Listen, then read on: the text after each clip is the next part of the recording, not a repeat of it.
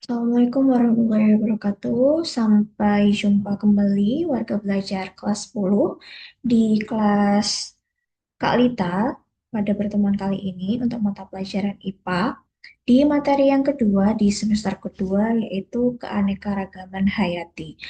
Langsung saja Miss Lita akan izin share screen untuk materi pada pertemuan kali ini.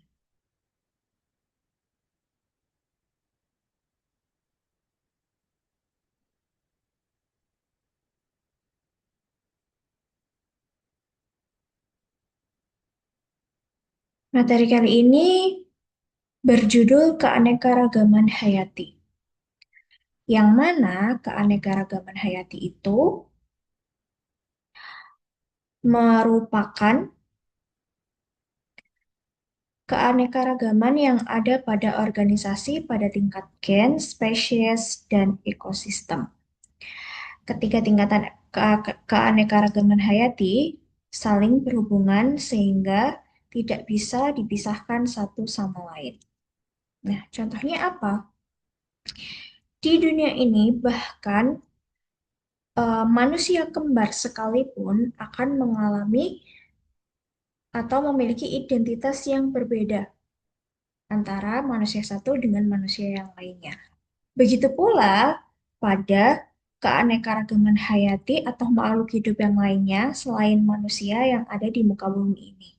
Yang mana tingkat keberagaman ditentukan oleh tingkatan gen, spesies, dan ekosistem yang akan kita pelajari lebih lanjut pada pertemuan kali ini. Yang pertama, keanekaragaman pada tingkat gen merupakan keanekaragaman yang keanekaragaman yang dipengaruhi oleh faktor sifat keturunan setiap individu yang tersusun atas banyak gen. Jadi, karena adanya pewarisan sifat yang dimiliki oleh induk kepada anaknya, sehingga menghasilkan keturunan yang mana sedikit banyak akan mewarisi sifat dasar dari keturunan sebelumnya. Contohnya di sini ada siput atau bekicot, yang mana keanekaragaman di tingkat gen ini ketika bekicot satu kembang biak atau kawin dengan bekicot yang kedua dengan corak apa namanya corak cangkang yang berbeda, maka akan menghasilkan keturunan yang berbeda pula, bisa mewarisi sifat dari yang indukan jantan ataupun yang indukan betina, seperti itu. Walaupun sama-sama siput, tapi memiliki gen yang berbeda. Ada yang di sini tidak punya garis coklat. Di yang atas ini ada yang cangkang polos cenderung berwarna terang. Kemudian yang bawahnya cangkang polos berwarna sedikit gelap. Dan yang berikutnya cangkang polos cerah atau terang tetapi memiliki corak warna coklat. Kombinasi antara putih dan coklat. Terus yang di bawah sendiri corak coklatnya lebih banyak daripada corak putihnya. Seperti itu. Sehingga inilah yang menyebabkan makhluk hidup di permukaan bumi ini atau di muka bumi ini memiliki perbedaan yang jika dihitung tidak mungkin kita bisa menghitung dengan pasti jumlahnya. Karena eh, adanya perkawinan antar individu makhluk hidup akhirnya menghasilkan keturunan perpaduan di keturunan-keturunannya. Seperti itu. Kemudian ada lagi contoh keanekaragaman gen pada flora, yaitu pisang. Pisang yang kita kenal, mungkin yang biasa kita makan ada pisang kepok, ada pisang tanduk, ataupun ada pisang raja. Yang mana, apa namanya, masing-masing pisang ini memiliki karakteristik tersendiri. Contohnya kalau misalnya pisang tanduk itu biasanya digunakan untuk pisang goreng ataupun keripik pisang karena teksturnya dia lebih padat dan memiliki ukuran buah yang lebih besar. Nah, kalau pisang kepok biasanya hanya digoreng karena ukurannya lebih kecil dan rasanya cenderung tidak begitu manis. Nah, dari keanekaragaman pisang mulai dari rasanya, lalu tekstur dan lain sebagainya ini membuat masing-masing jenis pisang atau gen pisang dengan penyebutan sesuai dengan penyebutan di daerah masing-masing, akhirnya memiliki karakteristik yang berbeda antar individu satu sama lain di gen pisang. Lalu keanekaragaman selanjutnya pada tingkat spesies atau jenis. Nah, pada keanekaragaman jenis atau spesies, yang mana keanekaragamannya itu dinilai atau dilihat dari persamaan morfologis, anatomis, fisiologis yang dimiliki ataupun melakukan kemampuan untuk kawin dengan sesamanya.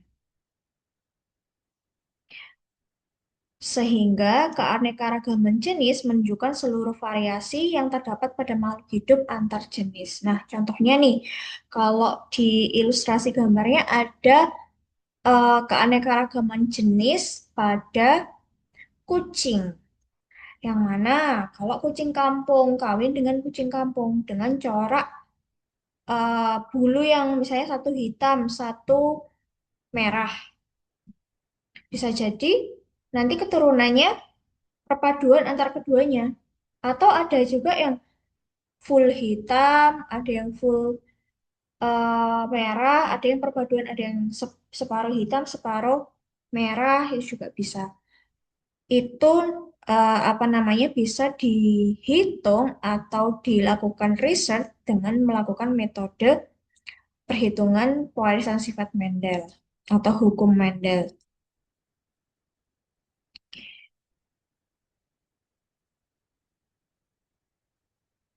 Nah, contohnya kalau di flora itu ada keanekaragaman jenis bawang-bawangan.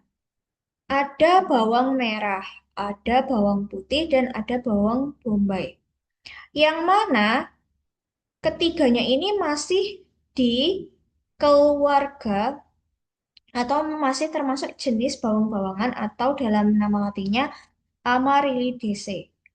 Yang mana ketiganya memiliki bentuk fisiologis yang ada yang beberapa hampir mirip, ada yang berbeda. Misalnya mereka sama-sama memiliki persamaan, memiliki akar, memiliki kulit ari, dan apa namanya bagian buahnya itu berlapis-lapis atau bisa dikatakan umbi lapis. Tapi secara bentuk dan warna sudah berbeda. Secara ukuran juga berbeda. Kalau bawang bombay mungkin hampir sama kayak bawang merah, tapi warnanya berbeda. Kalau bawang bombay cenderung lebih besar dan putih. Kalau bawang merah cenderung lebih kecil dan berwarna keunguan. Sedangkan kalau bawang putih warnanya putih susu. Dan keduanya memiliki aroma yang berbeda jauh satu sama lain. Gitu. Walaupun masih sama dalam keluarga bawang-bawang. Lalu contoh lainnya adalah pada keanekaragaman jenis kucing besar. Di sini ada singa, harimau, macan tutul, dan juga jaguar. Yang mana keempatnya ini masih termasuk dalam keluarga Falidae dalam tata nama ilmiah. Keempatnya ini memiliki ciri-ciri yang sama, punya kaki empat, punya ekor, punya bulu, punya mata, punya taring, punya telinga, tetapi memiliki corak bulu yang berbeda. Ada yang bentuknya totol-totol, ada yang tidak memiliki corak bulu, hanya berwarna polos, ada yang memiliki surai bulunya, ada yang bercolak loreng-loreng. Jadi walaupun sama-sama dari keluarga Validae, tapi memiliki keragaman jenis yang berbeda dari segi morfologi dan juga fisiologi atau dalam segi bentuk tubuh ataupun ciri-ciri fisik yang kelihatan.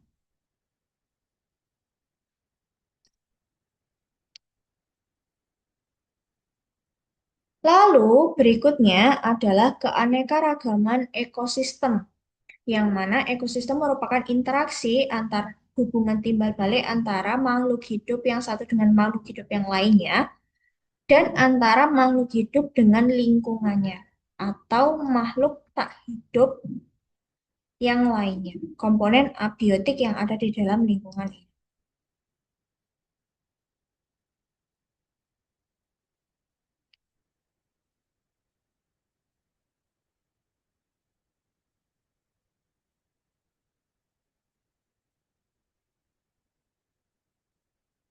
Lalu, berbicara tentang keanekaragaman hayati, baik itu flora maupun fauna yang ada di Indonesia, fun fact-nya negara Indonesia ini merupakan negara nomor 2 tertinggi yang memiliki keanekaragaman hayati terbesar di dunia setelah negara Brazil. Hal ini dipengaruhi oleh Indonesia yang memiliki eh, ribuan pulau sehingga kita mempunyai karakteristik geografis yang luas sehingga makhluk hidup yang hidup di situ juga berbeda-beda atau beraneka ragam. Yang karena kebesaran atau apa namanya keanekaragaman yang kita miliki ini kita disebut dengan mega biodiversity. Artinya banyak sekali keanekaragaman yang kita miliki. Nah, faktor yang mempengaruhi keanekaragaman flora maupun fauna yang ada di Indonesia itu karena adanya ini, teman-teman. Karena adanya garis batas wilayah yang membedakan adanya Indonesia Barat. Ini yaitu Pulau Sumatera, Kalimantan, dan Jawa. Lalu ada bagian Indonesia Tengah, yaitu Sulawesi, Nusa Tenggara, Bali, Lombok, dan sebagainya, pulau-pulau di sekitarnya ini, yang dibatasi oleh garis yang namanya Wallace. Serta ada lagi bagian timur Indonesia, yaitu Papua, dan pulau-pulau di sekitarnya yang dibatasi oleh garis Weber. Yang mana di antara ketiga wilayah ini memiliki keanekaragaman flora dan fauna yang berbeda-beda di masing-masing wilayah.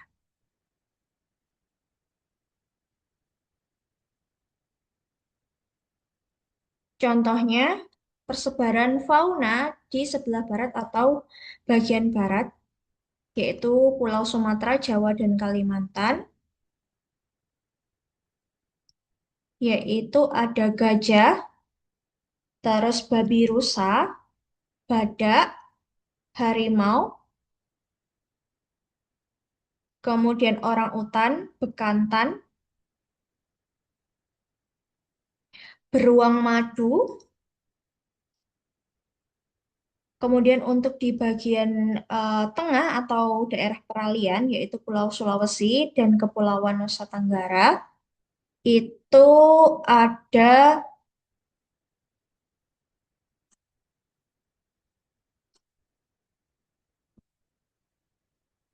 burung hantu, kemudian ada tupai,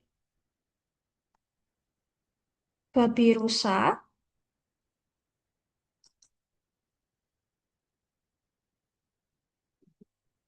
anoa, burung maleo, dan juga koala. Sedangkan di bagian timur garis Weber atau Indonesia Timur, yaitu Kepulauan Maluku dan juga Papua, ada burung maleo, burung kakak tua, burung cendrawasih, berbagai macam burung, terutama yang memiliki bulu-bulu yang indah itu kebanyakan dari fauna bagian timur. Terus ada kanguru, komodo, dan lain sebagainya.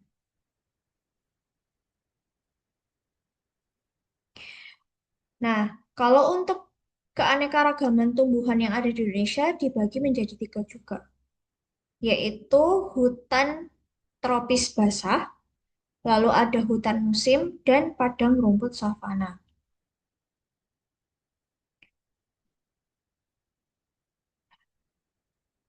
Yang mana di bagian hutan tropis itu banyak pala, jenis pala-palaan, lalu ada kayu hitam dan manggis. Lalu ada talas, pandan, palem, dan rotan, jahe, pisang, paku-pakuan, bunga anggrek, Rafflesia arnoldi atau bunga bangkai. Sedangkan di hutan musim itu banyak ditumbuhi pohon asam, kayu putih, kemiri, jati, dan cendana.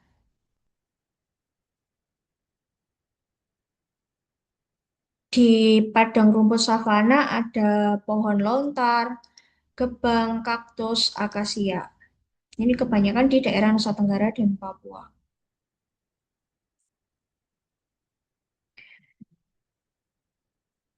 Nah,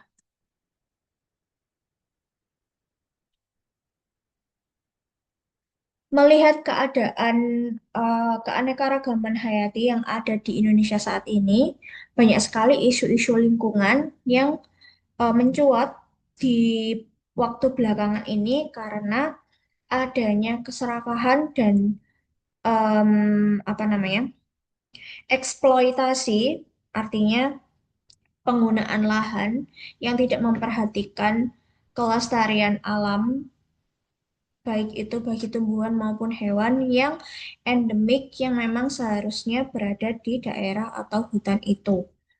Nah, hal-hal yang menyebabkan penurunan keanekaragaman hayati itu pertama karena perusakan dan pemusnahan habitat, karena alih fungsi lahan, kemudian pemburuan atau pembalakan liar, salah satunya itu.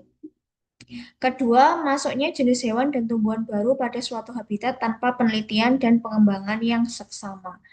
Jadi, terutama beberapa hewan yang jumlahnya sudah terbatas, biasanya Kementerian Kehutanan itu memiliki researchers atau peneliti tersendiri yang meneliti hewan maupun tumbuhan yang berada di wilayah-wilayah tertentu.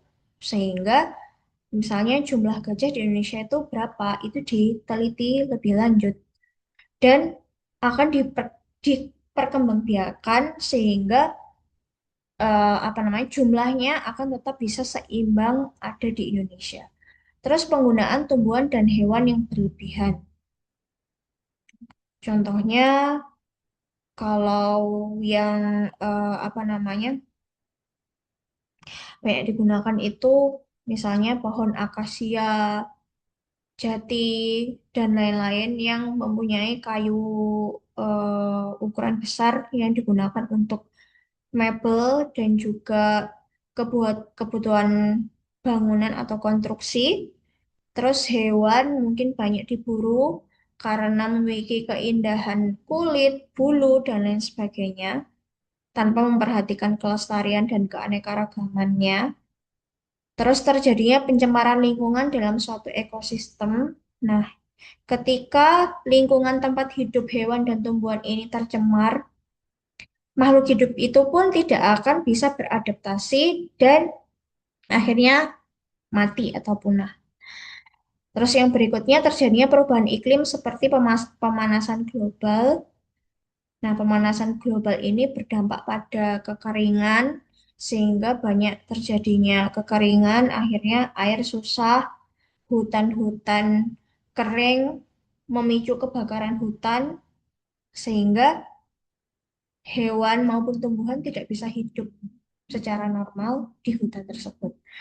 Lalu adanya perkembangan industri pertanian dan perhutanan yang tidak memperhatikan kelestarian lingkungan.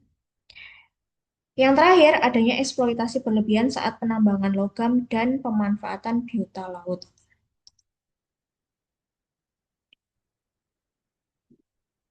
Nah, ini beberapa jenis hewan yang rentan dan terancam punah yang ada di Indonesia, yaitu badak berjula satu, orang hutan, kemudian beruang madu, gajah, terus ada apa lagi tadi? Banteng, anoa.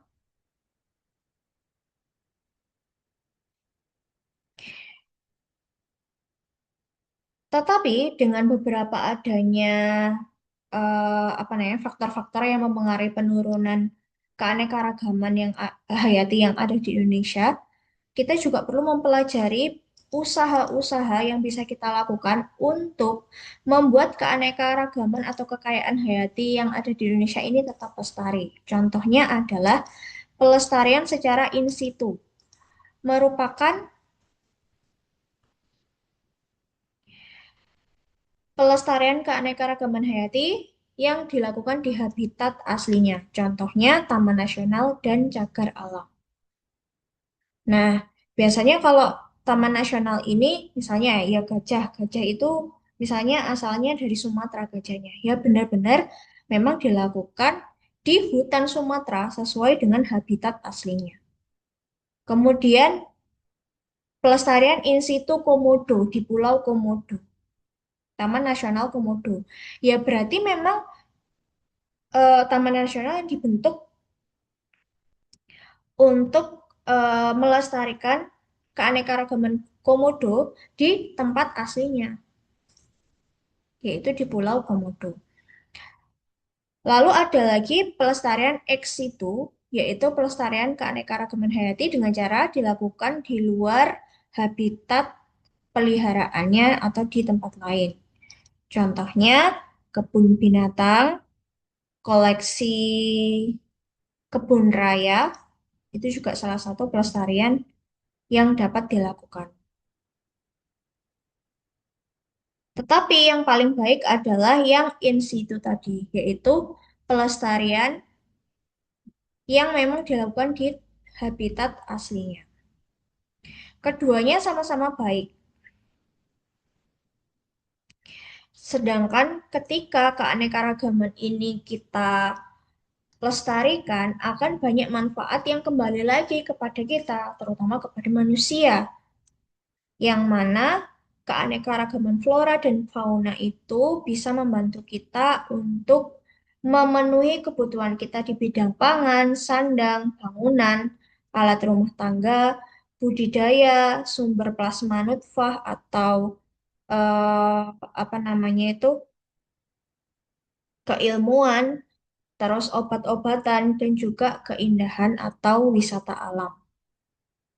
Contohnya kalau bahan pangan ada ayam dan hewan-hewan ternak lainnya. Nah, ini ada kalau di flora ada padi, terus gandum, jagung, ubi.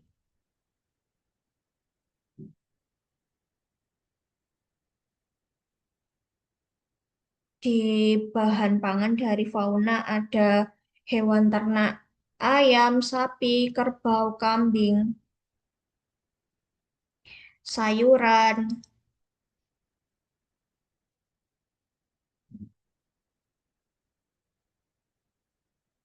Untuk bahan sandang ada bulu domba, terus serat kain dari ulat sutra.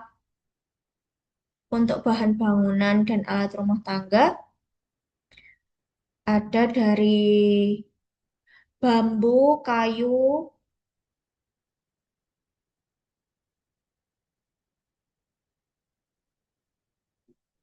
Untuk budidaya ada hewan ternak dan juga sayur-sayuran, serta bunga, teh, dan juga rempah-rempah. Untuk plasmaderma yaitu substansi pembawa sifat keturunan berupa organ utuh atau bagian dari tumbuhan atau hewan yang dapat dimanfaatkan untuk menciptakan organisme unggul yang baru. Nah, contohnya kalau misalnya pengen bikin padi yang rasanya, kok padi, beras yang rasanya pulen, terus wangi. Nah, ini contoh padi rojo lele. Nah, ini tuh mahal juga di apa namanya?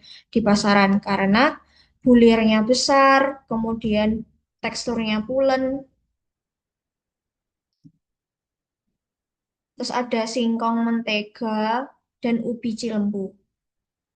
Itu merupakan jenis keturunan pewarisan sifat terbaik yang ada di keanekaragaman flora. Jadi perkawinan antara gen-gen terbaik sehingga menghasilkan keturunan yang terbaik juga. Terus keilmuan, perkembangan di bidang teknologi untuk perkembangan hewan maupun tumbuhan, contohnya ada kultur jaringan dan cloning domba doli. Untuk bahan obat-obatan itu ada mengkudu, kumis kucing, dan cacing tanah.